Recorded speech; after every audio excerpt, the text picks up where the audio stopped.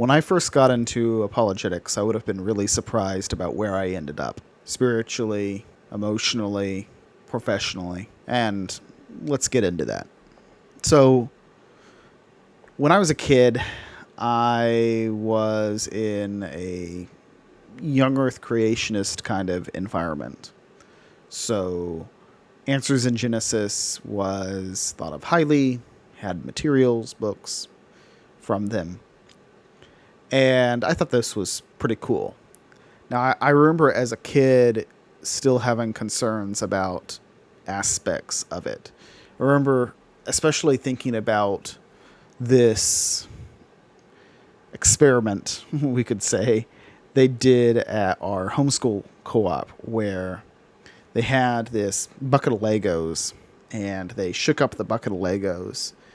And of course, the Legos did not magically form into trucks or airplanes or anything cool like that.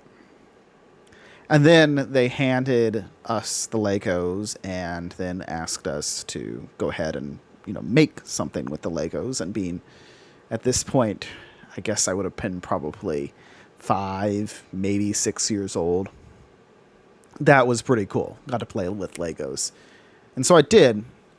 And I'm not sure how much of it really hit me at the time. But as I got older, something did bother me about that. Where, sure, when I'm putting together the Legos, that is perfectly reasonable analogy for design and God's design of the world. But it didn't quite make a lot of sense when it came to just shaking off the Legos being an analogy for the mechanism of evolution. And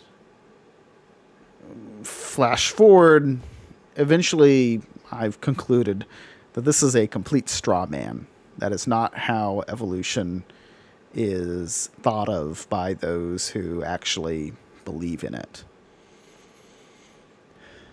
And so that, among other things, made me drift away and then ultimately reject young earth creationism. And that's another story.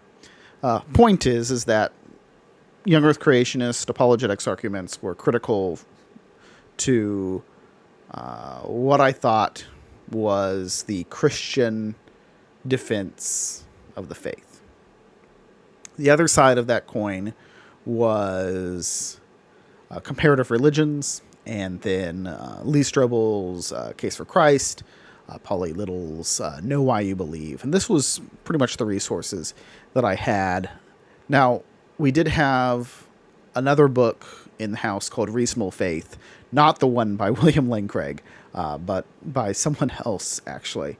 And I never actually picked that book up for whatever reason. And for better or worse, I thought this was pretty much all you had. If Case for Christ, Young Earth Creationist arguments didn't do it for you, then you're probably kind of on your own. But amid all of that, as a teenager, I thought about the comparative religions, and I thought, well, it does seem like out of all of them, Christianity is the most likely. And also, looking at the world around me, I do see signs of design in the world.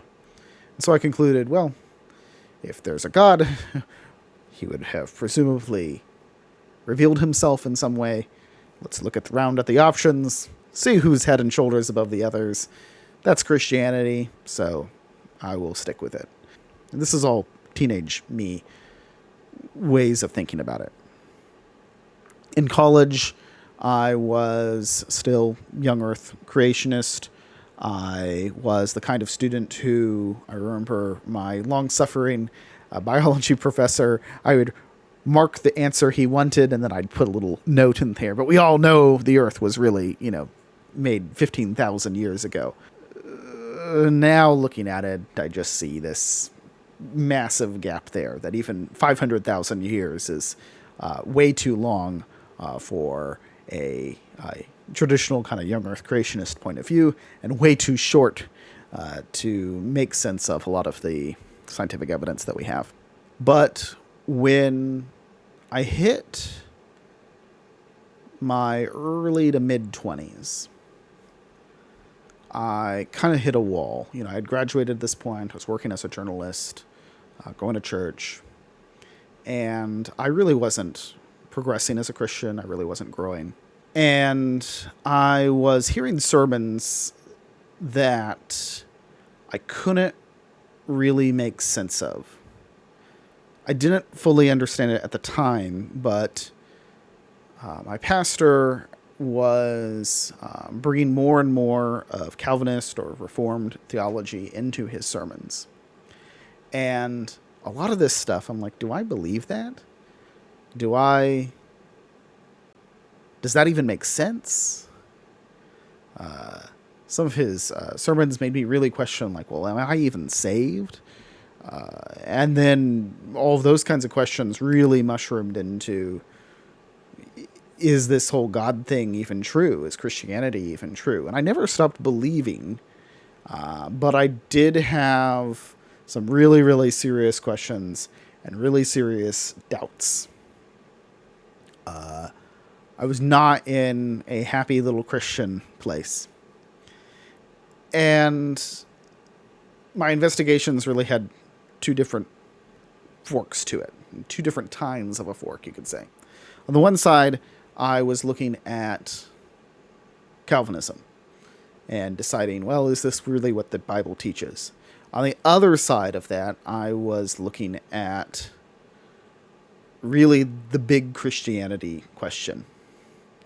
And I remember asking my pastor at the time, for book recommendations on both of these issues. He didn't really have any. I was willing to read, any kind of book defending Calvinism that he had suggested. And he just, he told me to read Ephesians. And I read Ephesians, and I'm like, I'm not seeing Calvinism. I was also struggling, though, with, again, the Christianity question as a whole.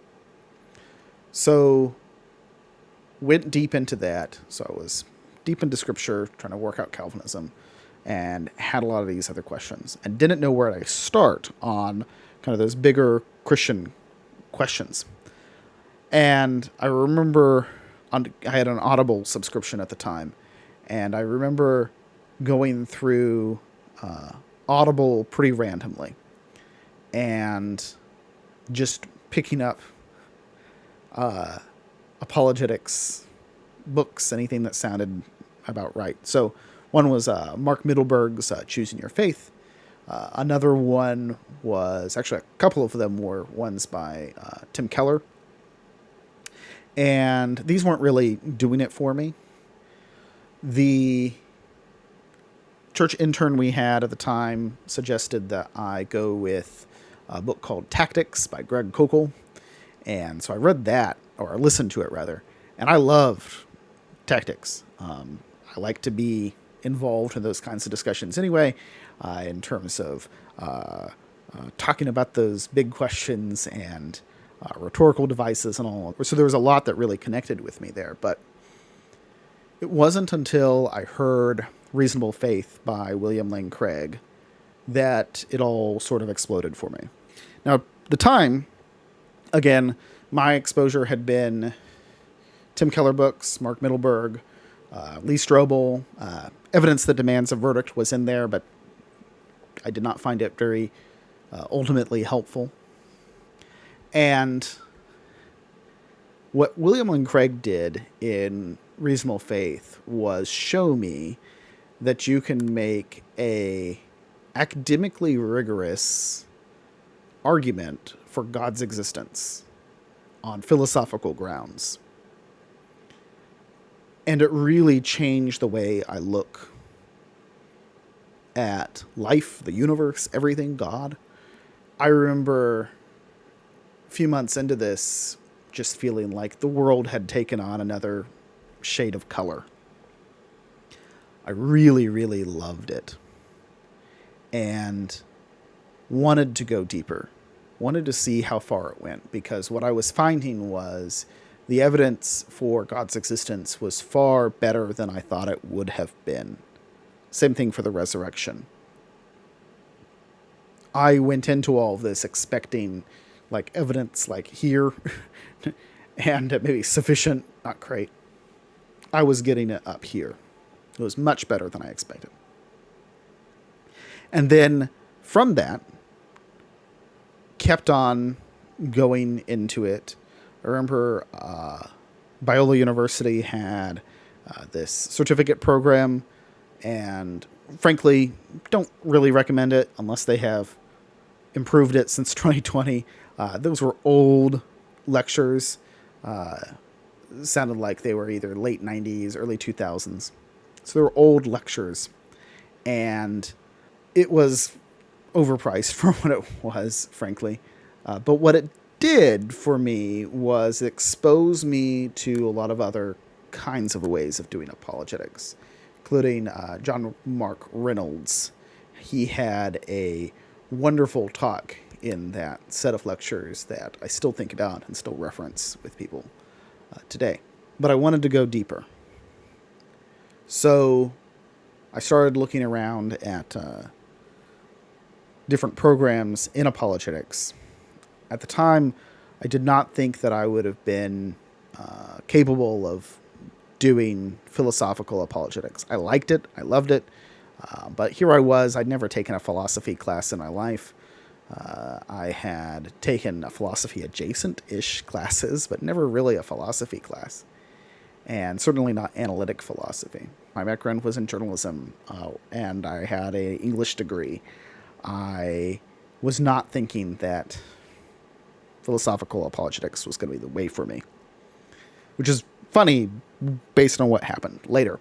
During my degree program, in the first class, I had the opportunity to write a more philosophically oriented paper, to an extent, sort of. And then another one where we had to do stuff with Macbeth. And I really didn't care for the Macbeth paper. And I realized that, you know what, I'm better suited for the philosophical track, even though my background wasn't really something that was necessarily helpful for that. I was better suited for it. I liked it more.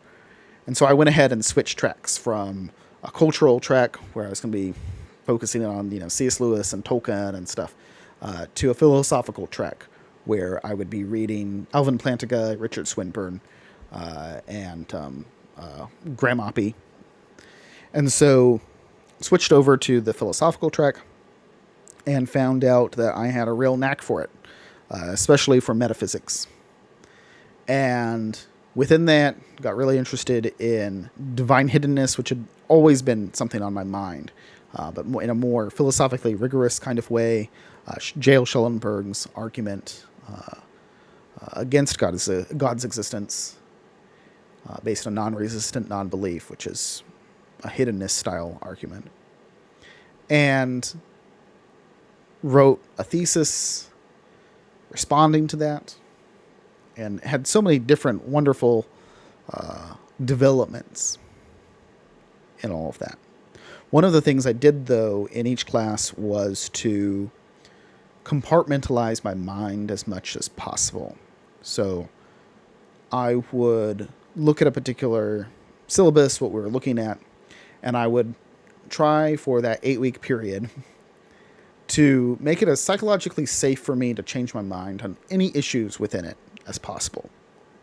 So I think about the whole deal. Like, okay, what if, say, none of the arguments that we're looking at work? Would that be enough to, change sort of my daily life, like the core beliefs? I'm like, well, maybe not. I can give up a argument for God's existence that I think is quite good, and I have other arguments. Maybe I give up them all, and, well, that's going to start to really take a toll, but, maybe there's some other stuff that I could have going on there. And so the basic idea was to make myself as psychologically safe to change my mind. Now, I knew, of course, that if you go super duper far with that, and you keep knocking down those dominoes, then that will lead to some kind of worldview change. But because I was in a place where I could do that on each individual one, then that was sort of a problem for another day. And if that was the case, then I really did want to believe, and do want to believe, what is actually true about the world. And so, if it involves switching over core beliefs, then that's just how the cookie crumbles. The most difficult one to do this, of course, was the resurrection of Jesus course. But even then, I think there's a strong element, for me at least, where if you have God's existence established pretty well, or at least a good probability of it, then you can put the resurrection at 50-50 odds or something like that, or maybe even less. And you can still go like, all right, well, out of all the options for God revealing himself, Christianity is still the best. Maybe I'm not going to be nearly as confident about my apologetics arguments. Maybe I've got more problems down the road, but I can certainly, put the probability from a historical perspective really low. And in fact, if you think about it, like many Christians don't even know that there is any historical evidence for Jesus' resurrection, and yet still believe. And so, again, this is just to make it psychologically safe for me. All right, where I can put that probability on the floor, that's where it belongs. And then as I went through that class, realized, well, actually, the probability is a lot stronger than I had anticipated. And so I was pleasantly surprised, and I like being pleasantly surprised. That's not to say that everything was just confirming what I initially thought. For example, the deeper I went into things, I turned against William Lane Craig's formulation of the moral argument. Actually have some pretty severe concerns with it. Not that I don't think that there is a good moral argument for God's existence to be made, but I don't like William Lane Craig's. That's another topic for another time. I also don't like William Lane Craig's particular formulation, at least the popular one he uses, for the Leibnizian cosmological argument. I think that there are elements of it that just move a bit too quick. I think that can be formulated in a stronger fashion. So there's things like that. When it came to inerrancy, that there was a lot more challenge to that in Scripture than I had expected. That had never really been a particular interest of mine. And so I've described it like taking a class on the problem of evil without ever really knowing about the extent of evil. And you're like, well, yeah, there's evil. Sometimes, people get sick and, have a cold or whatever. And then being like, what? It's, you had what?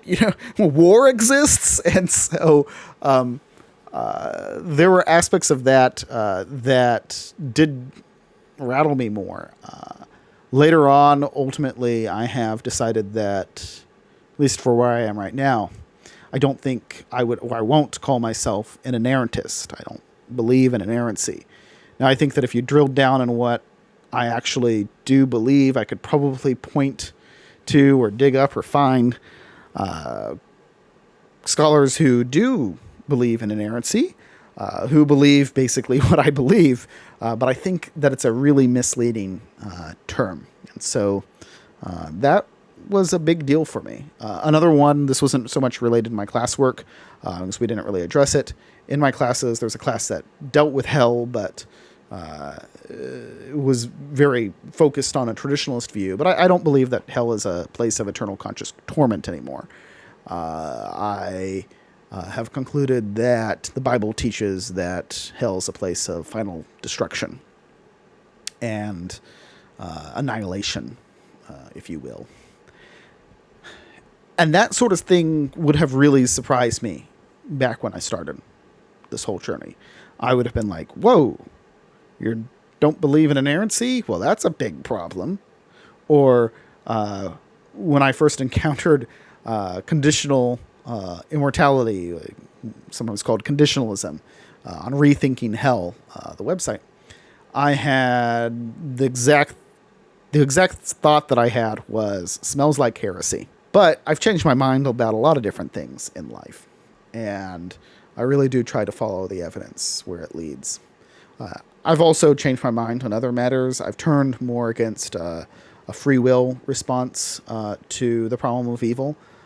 Not that I don't think that a free will response is good to an extent, but I don't think that it explains all of the severity and forms of evil that we encounter, particularly in the form of natural evil, but also in the form of certain kinds of moral evil. Discussion for another time, but I think another theodicy called non-identity theodicy has a lot more legs to it and is a lot more powerful in explaining that. But for a long time, free will response, made good sense to me. And it was only as I got deeper into these things and I developed as, frankly, a philosopher and also to an extent as a practitioner of philosophical theology. And frankly, amid all of this, got really into my Kaiser and other things where I was delving into scripture more deeply. And so even the biblical side of things, just shifting perspectives. Emotionally, I'm probably in a way better state right now than I have been in a long, long time. Possibly ever. This isn't to say that I don't have room to grow, but Apologetics truly has been a catalyst for extraordinary strengthening and growth. And professionally, I have had a wild road to an extent, gone very unexpectedly, but I have a recent paper out in a peer-reviewed journal called Theologica, and it's based on my thesis, so I'm responding to J.O. Schellenberg's hiddenness argument using non-identity reasoning. And it's a really good paper. I'm proud of it. And the fact that I now have a peer-reviewed publication out there in the field of philosophy in a well-respected journal is something that I could not have anticipated, when I began this journey. Because remember, when I began this journey, I didn't think I could do it at all. So I don't know what the future holds. I don't know what the next steps are, but I do know that apologetics has been really positive for me overall. There's so much more that I could say about all of this, but I will go ahead and leave it there in terms of my own story. Would love to hear you in the comments as well about something that you might want to hear about. And wherever you are on your journey, I hope to see you along the way. See you later.